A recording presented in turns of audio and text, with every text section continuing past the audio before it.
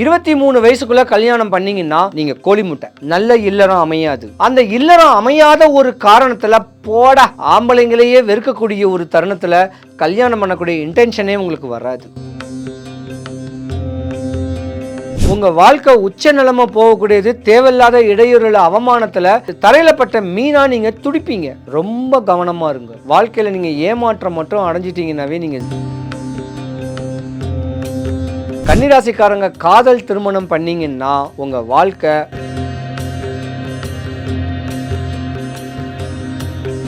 வீடு வாங்கலாம், நிலம் வாங்கலாம், கார் வாங்கலாம், பங்களா வாங்கலாம், ஜாலியா சுத்தலாம். ஆனா இல்லறம் இணை துணை சரியா அமையும் கேட்கறது சாத்தியம்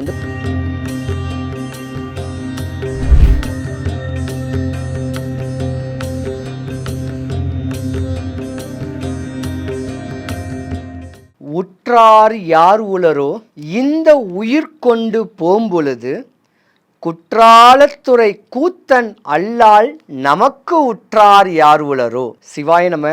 வணக்கம். நான் உங்கள் ஜோதிடர் கருப்பசாமி கேஜிஎஃப்.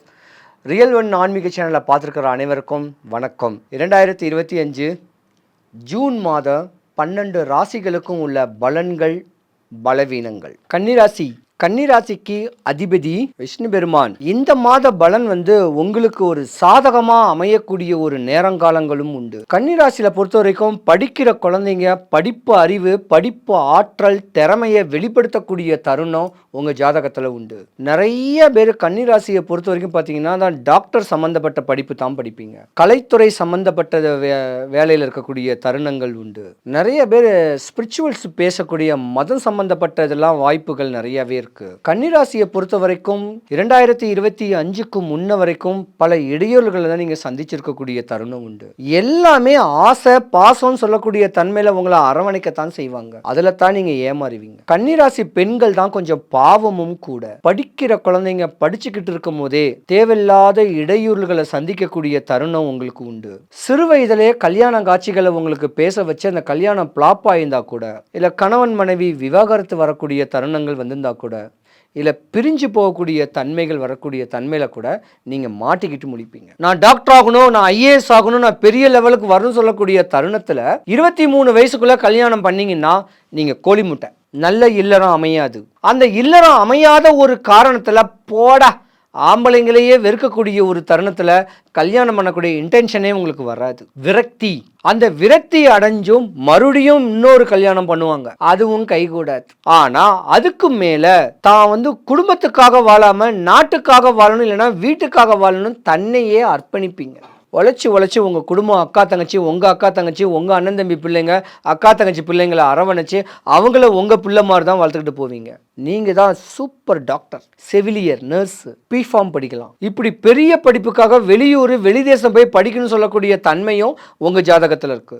ஆனா ஆண்களும் ஒருபட்ட காலத்துல பாவம் தான் சொல்லலாம். ஏன்னா கால தாமதமா திருமணம் நடக்கும். அந்த கால தாமதமான ஒரு திருமணம் நடந்து வாழ்க்கையே புளிச்சு போயிட்டு சித்தரை தேடி அலையக்கூடிய தருணம் உங்க ஜாதகத்துல இந்த மாசம் உண்டு. இருந்தாலும் குரு பகவான் உங்களுக்கு நல்ல பலனை கொடுக்காரு. உங்க ஜாதகத்தை பொறுத்த வரைக்கும் போன வருஷம் வரைக்கும் இன்னலும் துன்பத்தையும் தான் அடைஞ்சிருப்பீங்க. இந்த மாதம் உங்களுக்கு யோகம்தான். தயவு செய்து படிக்கிற குழந்தைங்க படிப்புல கான்சன்ட்ரேஷன் பண்ணுங்க. இந்த முகநூல், இன்ஸ்டாகிராமு, ஃபேஸ்புக்ல உங்களுடைய ஃபேஸ் வேல்யூவை நீங்களே கெடுத்துக்காதீங்க. இது பொல்லாத வருஷம். உங்க வாழ்க்கை உச்ச நிலைமை போகக்கூடியது தேவையில்லாத இடையூறுல அவமானத்துல தரையில பட்ட மீனா நீங்க துடிப்பீங்க. ரொம்ப கவனமா இருங்க. வாழ்க்கையில நீங்க ஏமாற்றம் மட்டும் அடைஞ்சிட்டீங்கன்னாவே நீங்க ஜீரோ தாங்க. கன்னிராசி பெண்களை கெட்டுறதுக்கு கொடுத்து வச்சிருக்கணும்.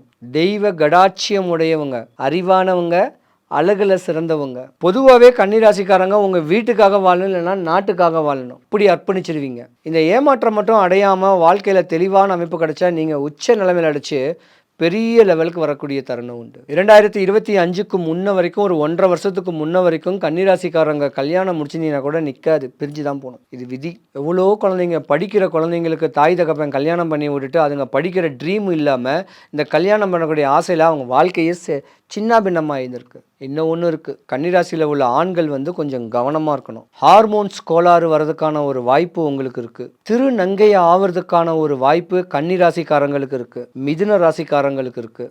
அப்போ கன்னிராசியும் மிதுன ராசியும் விஷ்ணு பெருமானுடைய ராசி, பெண் ராசி. ராசி வேணா ஆண் ராசி, அதிபதி வந்து பெண் நட்சத்திரம். நீங்கள் எந்தத்தை சர்ச் பண்ணுறீங்களோ அதுவாக தான் நீங்கள் ஆவீங்க. மிதுன ராசிக்காரங்களும் கன்னி ராசிக்காரங்களும் உங்கள் கவன சிதைவை நீங்கள் ஏற்படுத்திடக்கூடாது. கவன சிதைவை ஏற்படுத்திக்கிட்டு இருந்தீங்கன்னாவே நீங்கள் திருநங்கைகளுடைய தொடர்பு வச்சுக்குவீங்க. திருநங்கைங்க மேலே சர்ச் பண்ணுவீங்க, ரிசர்ச் பண்ணுவீங்க, அவங்க எப்படி திருநங்கைகளை ஆனாங்கன்னு. அதே போல் ஆவணும்னு சொல்லக்கூடிய தன்மையும் வரலாம், இல்லை ஒரு திருநங்கையுடைய தொடர்பும் உங்களுக்கு வரும். இது விதியை மதியால்தான் வெல்லணும். அதனால் நீங்கள் கொஞ்சம் கவனமாகவே இருக்கக்கூடிய தன்மை உடையவங்க கன்னிராசி உள்ள ஆண்கள். கன்னிராசி பெண்களை பார்த்தீங்கன்னா முடியை நல்லா பராமரிப்பீங்க. ஃபேஸை நல்லா க்ரீம் போட்டு நல்லா பெர்ஃப்யூம் போட்டு நல்லா பவுட்ரு வச்சு மேக்கப்லாம் நிறையா பண்ணுவீங்க. உங்களுக்கு முடியும் கொட்டும். கன்னிராசிக்காரங்க காதல் திருமணம் பண்ணிங்கன்னா உங்கள் வாழ்க்கை ஃப்ளாப் ஆகிடும். முடிஞ்ச அளவுக்கு ஒரு சில ஜாதகம் தான். அரேஞ்ச் மேரேஜ் பண்ணிங்கன்னா உங்கள் வாழ்க்கை நல்லா இருக்கிறதுக்கான வாய்ப்பு கொஞ்சம் நிறையவே இருக்குது. பொதுவாகவே கன்னிராசிக்காரங்களுக்கு திருமணம் கேட்குற ஒரு பிரச்சனை இருக்கதாமா செய்யுது.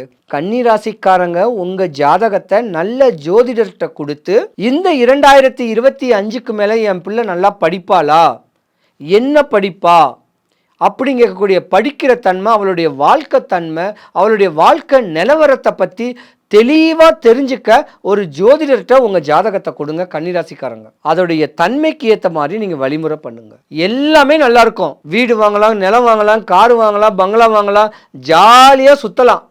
ஆனால் இல்லறம் இணை துணை சரியாக அமையும் கேட்குறது சாத்தியம் கொஞ்சம் கம்மி.